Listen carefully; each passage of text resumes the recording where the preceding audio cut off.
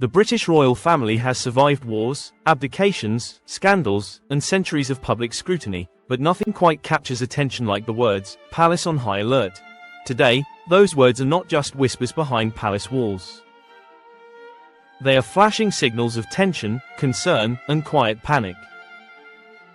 Because once again, the spotlight is turning toward Prince Andrew and Sarah Ferguson, the Duke and Duchess of York, and this time, the stakes appear higher than ever. Reports and speculation are swirling around a shocking possibility that royal valuables, items tied to history, legacy, and national identity, may be at risk of being sold.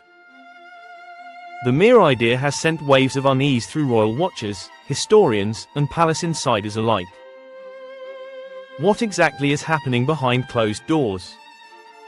Why would Andrew and Sarah consider selling items linked to the royal family? And why is the palace allegedly on high alert now? This is not just a story about money. It's about power, privilege, reputation, and the fragile balance holding the modern monarchy together. To understand why this situation is so explosive, we must first look at the long and complicated journey of Prince Andrew and Sarah Ferguson, a couple whose lives have unfolded under relentless public attention. Prince Andrew was once considered a favorite son. Confident, charismatic, and a decorated naval officer, he occupied a prominent place within the royal hierarchy. For years, he enjoyed the privileges of royal life without the burdens placed on heirs. But over time, his image shifted dramatically. Controversies piled up, public trust eroded, and his role within the royal family was quietly reduced. Sarah Ferguson's story is equally complex. Known for her warmth and openness, she quickly became a public figure who both charmed and shocked the nation. Financial struggles, media scandals, and personal reinventions followed her long after her divorce from Andrew. Though officially separated, their lives remained intertwined, bound by shared history, shared children, and shared financial challenges. And it is those financial challenges that now sit at the heart of this unfolding drama. Royal life, despite appearances, is not an endless river of cash. Certain members of the royal family rely on private income, allowances, or personal assets to maintain their lifestyles. Over the years, Andrew and Sarah have faced mounting financial pressure. Security costs, property maintenance, legal expenses, and the expectations of royal living create a burden that few truly understand. This is where the rumors become particularly sensitive. The idea that royal valuables could be sold is not new in royal history, but it is always controversial. Royal items are not just possessions. They are symbols of continuity, national heritage, and collective memory. Jewelry, artwork, antiques, and gifts exchanged between monarchs often carry deep historical significance. The palace operates under strict protocols when it comes to such items. Some belong to the crown, some are held in trust, and others are privately owned. But the line between private and royal is not always clear to the public, and that ambiguity creates the perfect storm for outrage and speculation. So when whispers began suggesting that Andrew and Sarah might be planning to sell valuables connected to the royal family, alarm bells reportedly rang inside palace walls. Why would the palace be on high alert? Because perception matters as much as legality. Even if certain items are legally owned, their sale could trigger public backlash. In a time when the monarchy is under pressure to appear responsible, modern, and accountable, any hint of royal assets being converted into private cash feels dangerously out of step with public sentiment. There is also the question of precedent. If one royal is seen selling historically linked items, what does that open the door to? What message does it send about the value placed on royal heritage? This is why insiders are believed to be watching the situation closely, ensuring that no lines are crossed, no agreements violated, and no irreversible damage done to the institution's image. Prince Andrew's position makes this situation even more delicate. Having stepped back from public royal duties, he exists in a kind of limbo. He is royal by birth, but limited in role. That creates a complicated relationship with royal privileges, expectations, and restrictions. Sarah Ferguson, though divorced, remains connected by name, by family, and by association. Her financial history has been openly discussed in the media, making any suggestion of selling valuable items instantly headline-worthy. Together, their actions are no longer viewed as purely personal. Every decision reflects on the wider family. Another layer to this story is timing. The royal family is navigating a period of transition.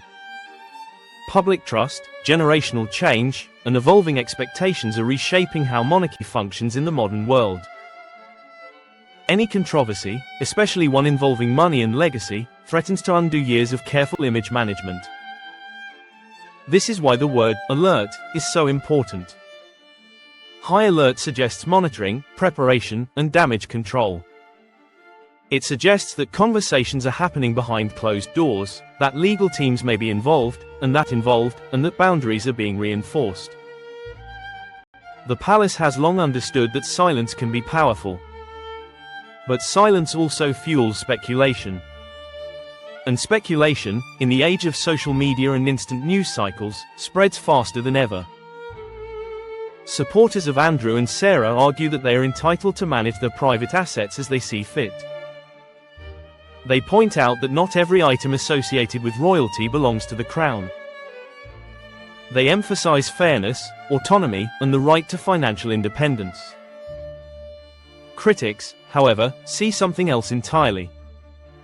They see a pattern of controversy, poor judgment, and decisions that place personal interest above institutional responsibility. To them, the idea of selling royal-linked valuables feels like a betrayal of trust, regardless of legality. This divide highlights a deeper tension within the monarchy itself, the struggle between tradition and modern reality. The royal family is no longer just a symbol. It is a brand, a political neutral force, and a public institution supported by taxpayer funds. That means accountability matters. Transparency matters. And optics matter more than ever before.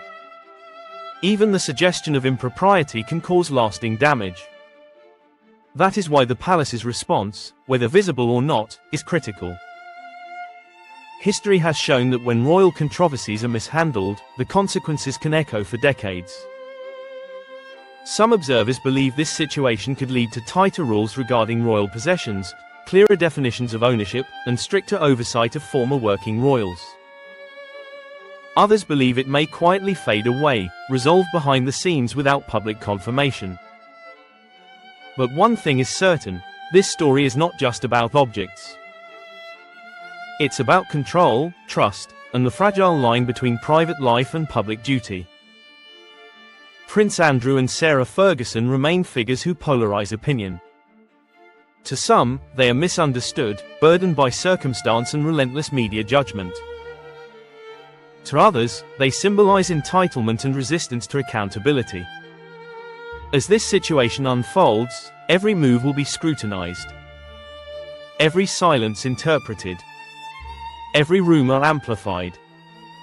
The palace knows this. That is why vigilance is key. Because once royal history is sold, it cannot be reclaimed. And in a monarchy built on continuity, that loss would be far greater than any financial gain.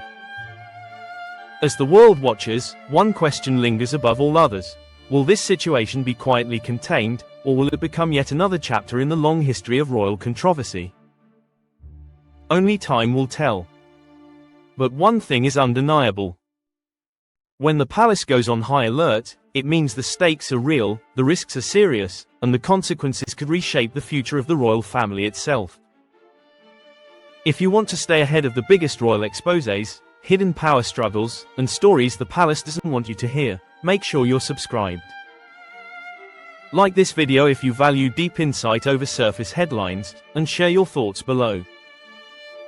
Do you believe royal-linked valuables should ever be sold, or should history remain untouchable? Thanks for watching. Stay curious, stay informed, and we'll see you in the next deep dive.